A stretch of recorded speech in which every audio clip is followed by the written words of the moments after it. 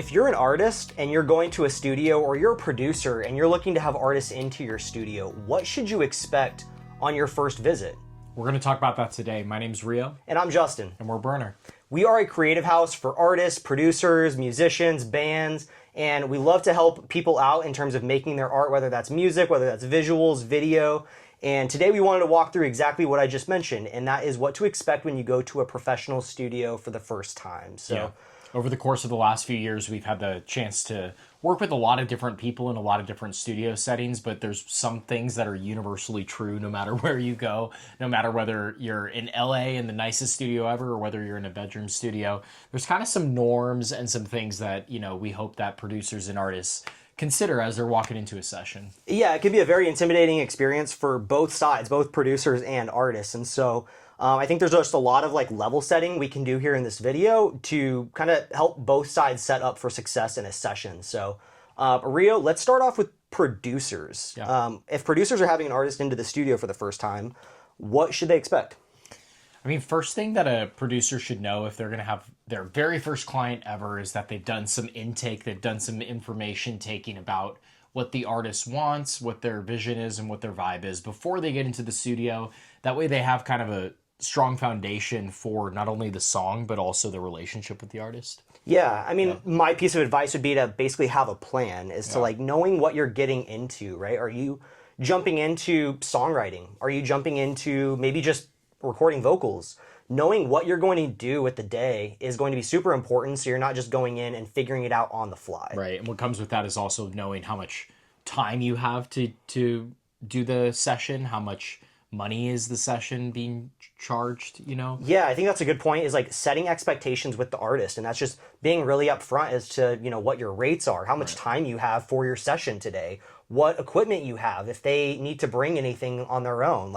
Just setting those expectations up front will avoid a lot of friction potentially during a session. Yeah. I was just also going to say that I think studios oftentimes are set up in a way where you can just plug in and play, but if you don't come ready with the idea to plug in and play, then it doesn't work out very well. So producers, I think, are underestimated in, just having ideas as they begin the session. The artist isn't the only one who is writing the song. It's also a production with the producer, and it's a collaboration. Yeah, and I can speak from a lot of my early experience where sometimes you almost have imposter syndrome, where you don't want to give feedback to an artist because you assume that they've been in, $1 million studios in LA. And so you do have a right as a creative mind and ear to say, hey, try this or try that. So, be confident as a producer and be that coach in the room to push an artist in a certain direction or to try something that may be out of their comfort zone. Like Rio was just saying, you're a collaborator in the room. You're not just there to hit record.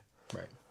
And then for artists, what are some pieces of advice you have for them going into the studio for the first time?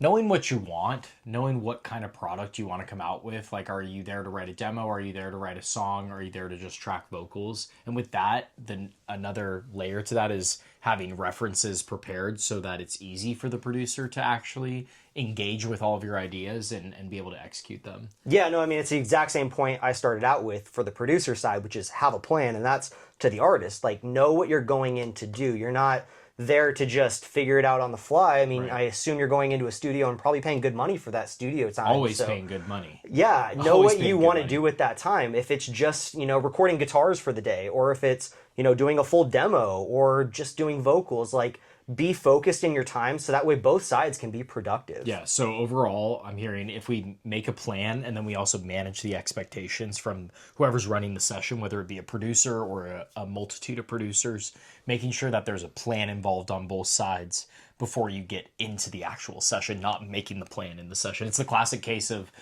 band members coming to practice and not being well rehearsed to do the actual practice and rehearsal and trying to figure it out on the fly. Exactly. I mean, same idea in the studio. You need to be productive with that time. It's only so limited, and so you need to be useful with that time. But at the same time, you almost need to be flexible and, not sticking so to your plan and kind of letting the magic happen in the studio. New ideas are going to come up. Maybe the song takes a totally left turn from what you originally thought it would be and your references. Right. And don't stifle that creativity in the room. Let that energy flow as much as you're comfortable with and your producer's comfortable with. But I think that's part of the most fun you can have in the studio is Yeah. just seeing what happens that you could have never planned for. And aside from just making the most fun, probably the best art, because referencing a book we talk about a lot called The Creative Act by Rick Rubin, we talk a lot about how sometimes letting the environment of the room take the hold of the session is sometimes the best thing possible for the song. Having a plan and then coming unraveled in the plan naturally, rather than, you know, having two plans that are not collaborating with each other very well. And maybe this is just the kind of producers that you and I are, but, you know, allowing ideas to just flow and not be so set to your opinion. Like just letting, you know, things that may not make sense to you, feel them out, run them their course and see how it sounds. You know, I've fleshed out some ideas where Rio's given me opinions and advice, and I'm like, I don't agree with that. But once I see it out and see its full product and hear it out, it's actually a great idea. So That's another good point, because in an artist and producer session, no matter what you're recording, there's no higher level of expertise. That's probably another, like, maybe not tip I would give for producers and artists, but just a place of perspective to hold, is that nobody is better at art than another person, especially given that you have people in rooms where they've gone to classical education and have full base theory and everything they need to know about music as it relates to the technicalities of it. Yeah. But then you have somebody else who's never, you know, taken a music class ever, but has a natural ear or perspective for things. And I think both those can coexist in one room. And so I think you're talking about a certain sense of humility that you should bring to the session, in understanding that other people's ideas might need to run their course in order to hear everybody's vision out. yeah, like don't let your, you know, logical brain shut down an idea. Just let the, you know, humility see out the idea, and maybe it's a great idea, maybe it's not. Yeah.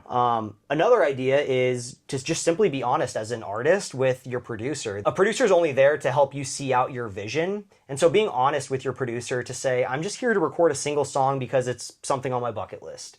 Or maybe you're wanting to create an artistry, and that entails multiple EPs and an album and potentially a tour over the next couple of years. Those are very different goals. And so just being honest with your producer will help them bring that idea to fruition. So Right. I feel like sometimes sessions I've been in go even faster when people know, like, what the end product is, whether we're trying to make a single versus whether we're trying to make an album. We honestly want to honor the creative process for however long it takes, but at the same time, we don't want to leave the session empty-handed. And yeah, I've definitely been in sessions where we've left empty-handed and it didn't feel as fulfilling. The session might have been fun, but it didn't feel as fulfilling when people left without a product. totally. And this piece of advice goes to both producers and artists, but come into the session prepared. You know, for a producer, this may mean having your mic set up, having your guitars tuned and restrung. Your templates ready to go on Logic or Ableton. Yeah, the worst thing is, you know, having an artist with a really great idea and you got to set everything up for 5, 10, 30 minutes. So have things ready to go. And then on the artist side, again, like we said earlier, come in with a plan, know what you want, but, you know, it may be as simple as having your lyrics done or maybe just having a melody in your head. Right. Don't come in with just a blank canvas. Sometimes that works for certain artists and magic can happen in the room, but more often than not, I'd say come in with, like, yeah, your lyrics, your melody, a riff you've been working on with guitar. Like, both sides need to come prepared with something ready to work on. And to that note, that artists, a 4-chord progression or even one line can turn into a beautiful song. When we talk about preparedness, we don't necessarily mean that you have to put a ton of front end work into creating the product ahead of time. What we really mean is just having a well thought out vision that is authentic to you and something you truly care about. And the rest takes care of itself in sessions when both parties care about the end product. Sometimes people come into the session having to manage those expectations, or like you said, becoming unprepared. I've been in sessions too where both myself and other people have come unrehearsed or not knowing their gear well enough to be able to execute the vision that you'd like to. For example, you get a brand new guitar that has 3 different pickups on it and all these different tools, and you want to record a song on it, but you don't know how to use the instrument in a way that'll be endearing to whatever song you want to create.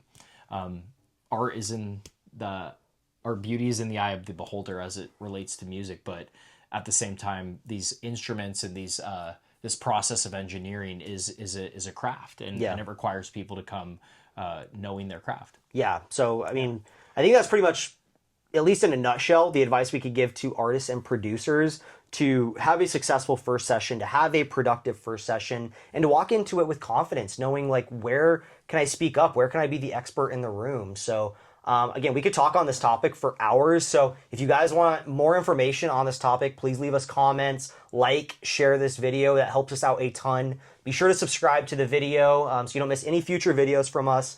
And thank you guys for being here. Appreciate it. Awesome. We'll see you guys soon. Cheers. Bye. Do you think of me when you're singing in the bar? You should.